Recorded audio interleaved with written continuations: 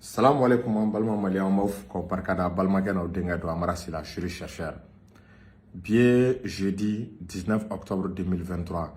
Balima sujet dɔ b'an bolo bi a ka di an ye a ka lamɛn a ka partager a ka se an ka autorités ma message d'alerte do. Ni sujet an y'a a ko kɛra a bɛ kalo kelen damadɔ bɔ an kun tɛ ka kuma an bɛ fɛ k'an pan kunna mais n'an ma kuma finalement an bɛ jalaki a n'a kɛ transition kɔnɔ ni fɛn o fɛn n'o ɲuman ye an b'o dɔrɔn de fɔ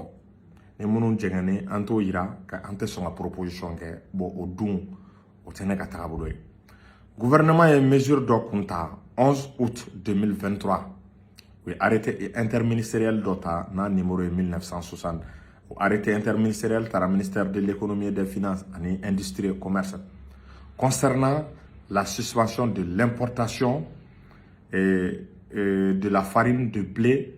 et des pâtes alimentaires, notamment n'o ye farine doni ani macaroni ka a ɲɔngiri a doni min bɛ bɔ kɔ kan kana n'a ye Mali kɔnɔ a ɲɔngirila kabiri le 11 août 2023 11 août 2023 11 octobre 2023 o ye kalo kelen déjà donc an ma se est-ce qu'il y'a faamu 11 novembre ma donc dɔɔni b'a an jɛ yani an ka se 2 mois ma mais mesure in tali an ka sɛgɛsɛgɛliw la an bɛ k'a ye kɔlɔlɔ dɔw wolola la o kɔlɔlɔ an k'a layɛ solution bɛ se ka sɔrɔ o kɔlɔlɔw la cogo min na notamment i b'a ye an yɛrɛ ka enquêtew la mɔgɔ minnu wulila ka se an ma minnu m'a interpellé Amara pourquoi aw tɛ kuma nin sujet la pourquoi aw tɛ kuma nin sujet la notamment importateurs yɛrɛ b'a la notamment revendeurs b'a la minnu b'a feere boutiques la ko mesure in taara a dabɔkun ye macaroni minnu bɛ dilan an fɛ yan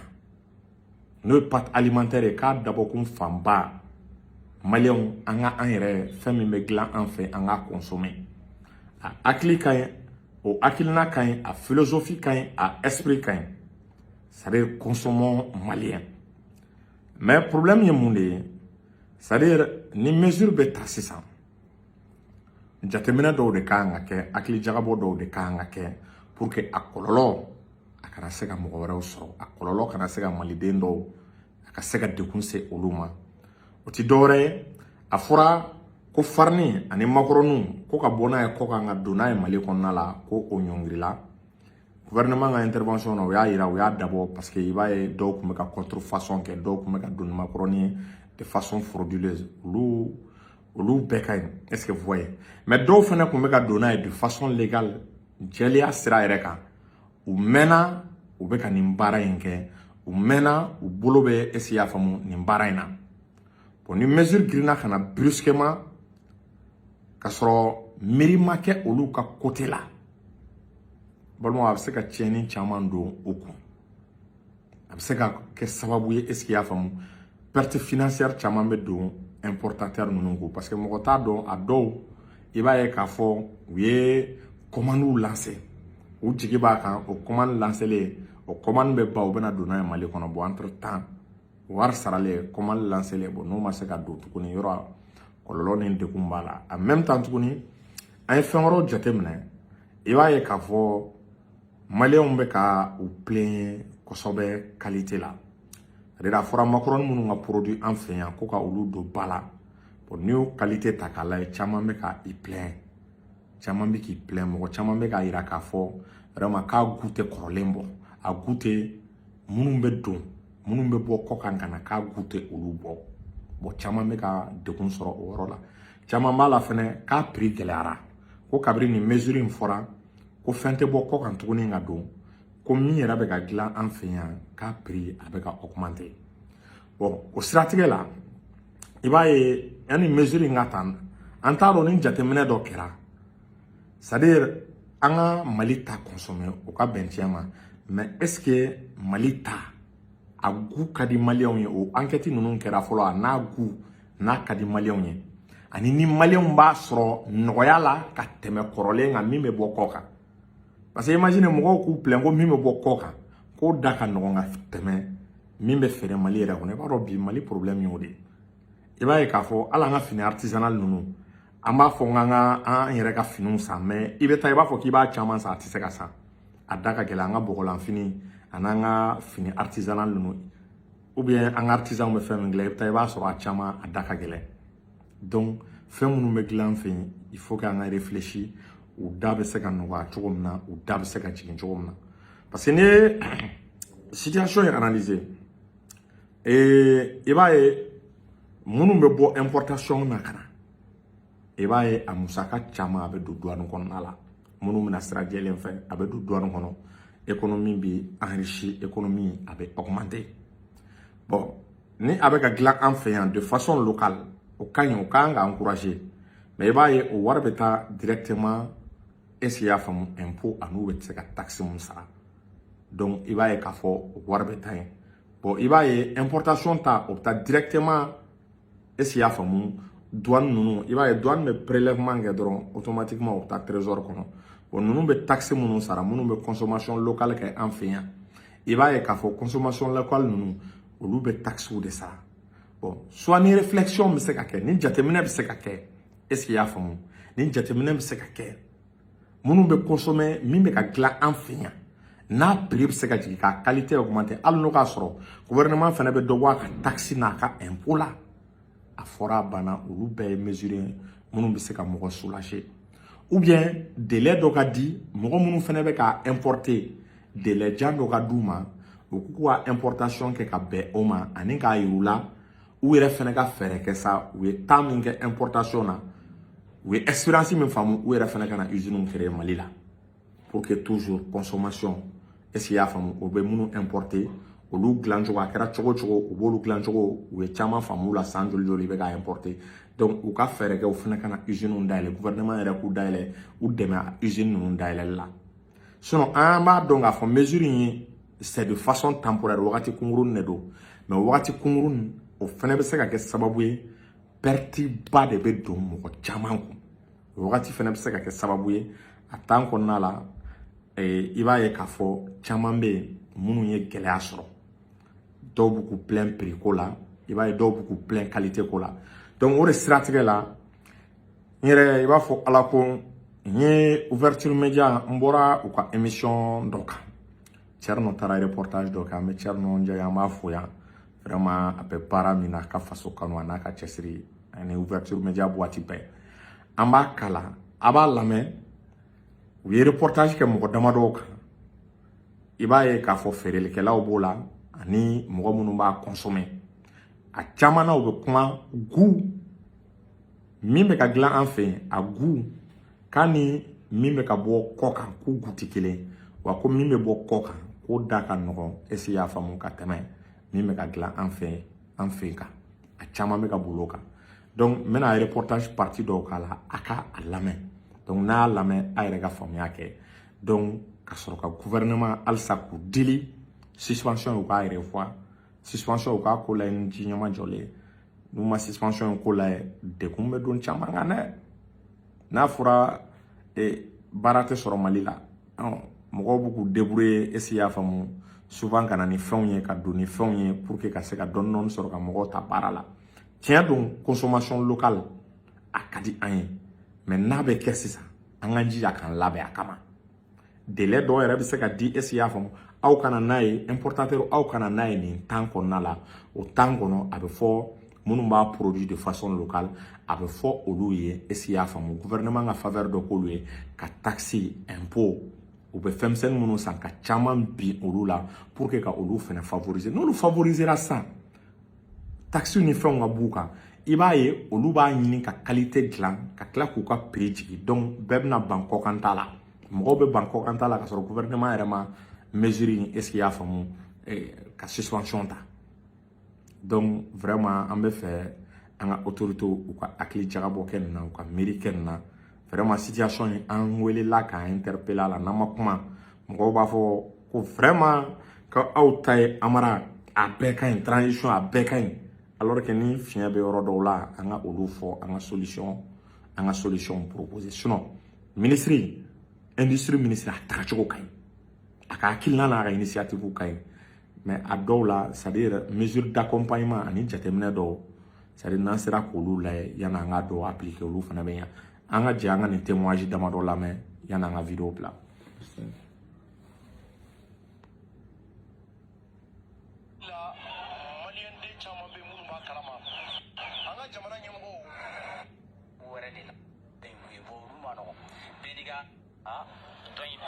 ani siyanta ye min bɛ poroli yan o kun tɛ kelen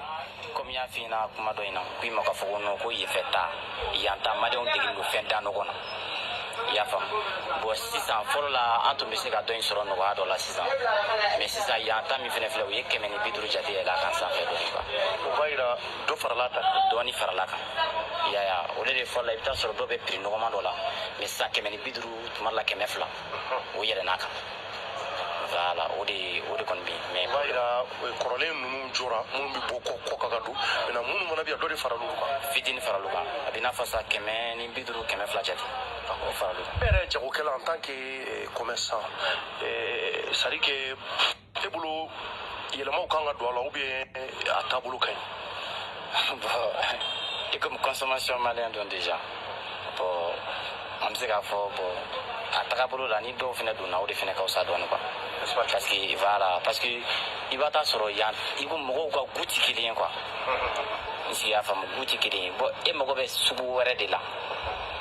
ka o fɛnɛ falen o ni yan ta tɛ kelen ye quoi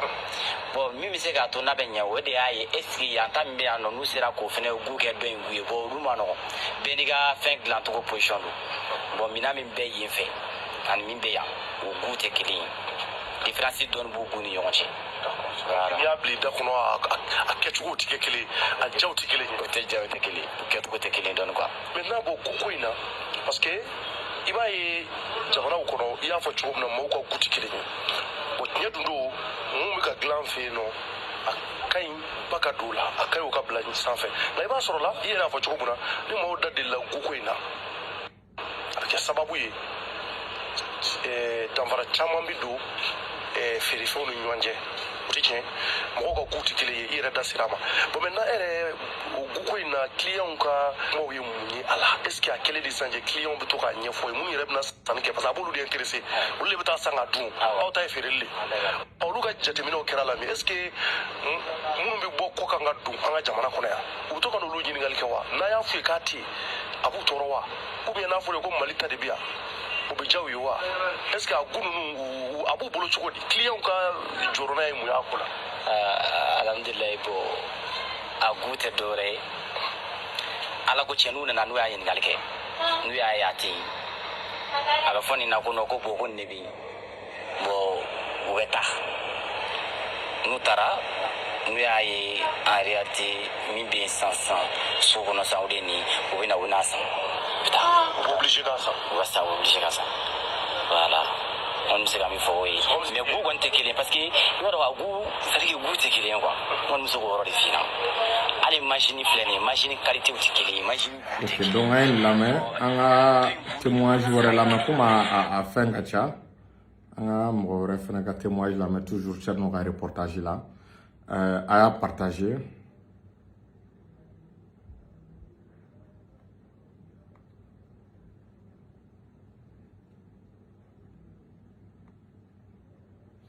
a bɛ hakɛ to an ka technique ye. Wagati ninnu na parce que n'i y'a prix fɔ client ma dɔrɔn ko a prix ka gɛlɛn hali n'a sanni ka di mun ye i b'a ye o bɛ taa quoi o bɛ taa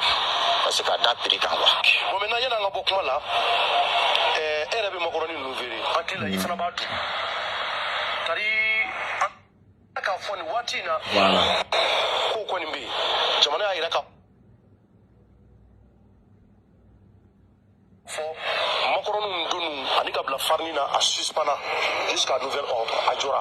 an nana commerçant wɛrɛ ka butigi kɔnɔ an bɛna ale fana ɲininka a hakilata la nin ko in na i tɔgɔ ni jamu. ne tɔgɔ ye Tayiru Jara. Tayiru Jara awɔ an bɛ ka yaala ka don aw minnu bɛ makɔrɔniw feere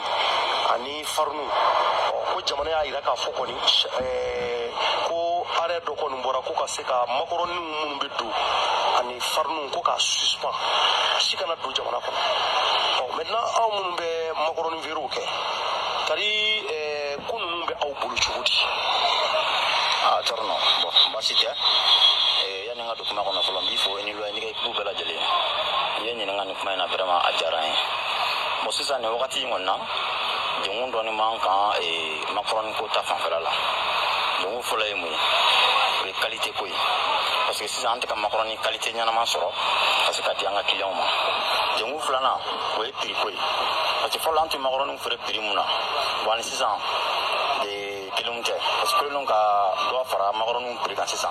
ba kelenw an ka sugu sumaya an bolo kosɛbɛ kosɛbɛ bon vraiment o degun b'an kan nin wagati in na mais an ka jamana ta de ti macaroni ninnu minnu bɛna di aw ma wa jamana ta macaroni bien sûr que jamana ta macaroni mais je pense que o de nafa man bon aw bolo ou bien aw b'a dabɔ client de kama ou bien client de bɛ ɲininkali kɛ a ko kan bon client de ka ɲininkali ka ca a ko la kosɛbɛ parce que client de bɛ na macaroni minnu bɛ importer ka don jamana kɔnɔ u bɛ anw na kosɛbɛ kuma caman yɛrɛ ne b'a karisa a y'a sɛmɛ o ka fisa mais u b'a fɔ ko an ta ninnu ko qualité ɲɛnamaw tɛ n'u m'a fɔ ko a goût t'u plaît u b'a fɔ ko n'u y'a kɛ daga la k'a bɛ nɔɔni quoi donc o gɛlɛya de b'an kan sisan nin wagati in na donc o b'a yira k'a fɔ o gɛlɛya bɛ aw kan donc minnu kɔni bɛ bɔ kɔfɛ olu tɛ ka o tuma minnu b'an yɛrɛ bolo u tɛ ka sa bon u bɛ ka san o sanni de ka suma a tɛ kɔfɛ tan ninnu bɔ a tɛ kɔfɛtaw bɔ a tɛ bɔ sanni na e yɛrɛ bolo sisan a fɛɛrɛ ye mun ye a fɔra ye e yɛrɛ bolo hakilila jumɛn b'e la ko la e bolo kɔkɛta ninnu de ka don wa walima fura jumɛn ka sɔrɔ a la walima an ka jamana ta minnu bɛ yan olu ka se ka a dilan k'a ɲɛ k'a kɛ i b'a fɔ kɔfɛta ninnu bɛ cogo min na bon ne kɔni sagola bila mun kɔni ka di ne kɔni ye u ka essayer an ta minnu bɛ yan u k'olu bila ba la ka dilan k'a ɲɛ pour que jamanakɔnɔden minnu b'a san k'a dun ka se ka nimisi wasa sɔrɔ a ko la kosɛbɛ o de ka di ne ye ni kɔkanta ninnu donni ye a kɔkɛtaw de ka di mɔgɔw kɔkataw de ka di mɔgɔw ye client b'o de ɲininkali kɛ kosɛbɛ kosɛbɛ yɛrɛ mais n'u y'an ta ninnu dilan ka ɲɛ an ka se k'olu feere an ka client ma nimisi wasa kɔnɔna la o de kɔni ye ne yɛrɛ ka laɲini fɔlɔ ye feere in kɔnɔna la bi quoi a macaroni ko dun c'est à dire dɔ farala da kan aw ye wa bon macaroni ko kɔni sisan u ye dɔ fara da kan macaroni ninnu dɔ farala da kan sisan nin wagati in na an bɛ wagati min na komi sisan dɔ farala da kan dɔ farala da bon fɔlɔ la an tun b'a sɔrɔ 1,60 1,50 mais sisan an b'a sɔrɔ fo 1,200 ani 440 na bon vraiment o fana ye gɛlɛya ok balimaw ni témoignage wɛrɛ a bɛ se ka taa ouverture media page kan a bɛ nin fɛn ninnu sɔrɔ quoi a b'a a témoignage ninnu bɛɛ sɔrɔ un à un est-ce que vous voyez ani kɔfɛta ninnu cɛ bon muso ninnu parce que an bɛ baara kɛ ni musow bɛna lakalili min k'anw yɛrɛ an ka nin sabanan in lamɛn a caman bɛ baara kɛ n'o de ye u b'a fɔ k'a bɛ nɔɔni u b'a fɔ k'a bɛ nɔɔni bon kɔfɛta ninnu filɛ nin ye u b'a fɔ k'o tɛ nɔɔni u b'o différence de fɔ an ɲɛna kuma caman bon n'u tɛ ka kɔfɛta ninnu y'u ɲɛ na u bɛ jagoya u bɛ na an ta ninnu san mais an ta ninnu a ka sɔrɔ nɔgɔya la et puis a ka sɔrɔ a ka prix ka to a nɔ la a ka sɔrɔ nɔgɔya la k'a di client ma fɛnɛ quoi donc a ka caya quoi a kana kɛ fɛn mangelen ye quoi sinon bi bi in na macaroni yɛrɛ bɛ ɲini ka mange n'a an filɛ n'a ye dɔgɔkun kelen sɔrɔ de kɔfɛ ka sɔrɔ macaroni ma ca bon a yɛrɛ ɲɛ b'a la c'est à dire an ka autorités ka bɔ a kalama c'est à dire nin reportage la bɛɛ bɛ ka i plaint ko macaroni k'a bɛ ka c'est à dire k'a sɔrɔli bɛ ka gɛlɛya en même temps u b'a la fɛnɛ plaint a guko la k'a guko ye problème ye en même temps k'a musaka a ka girin dɔɔni min bɛ ka dilan an fɛ yan Mali kɔnɔ donc o de siratigɛ la an bɛ a ɲɛfɔ an ka autorités ye u ka segin ka ko in examiner ka ɲɛ importation importateur ninnu minnu bɛ don ni macaroni ye u ka a lajɛ ani farine u k'a lajɛ n'u bɛ se ka délai dɔ d'u ma o délai kɔnɔna la u ye commande minnu kɛ o commande ninnu bɛɛ ka se ka na o ye fɔlɔ ye ani filanan gouvernement ka a lajɛ n'u fana bɛ se ka dɛmɛ komi u mɛnna u bɛ ka importer kɛ u b'a dɔn a kɛra cogo o cogo u bɛ min importer u b'a dɔn a bɛ dilan cogo min na a substance ni fɛn minnu bɛ k'a la pourquoi an tɛ se ka olu yɛrɛ inciter u fana ka na usine créer an fɛ i n'a fɔ n b'a misali di tuma bɛɛ an bɛ taa bazin san kɔ kan CMDT bɛ an fɛ yan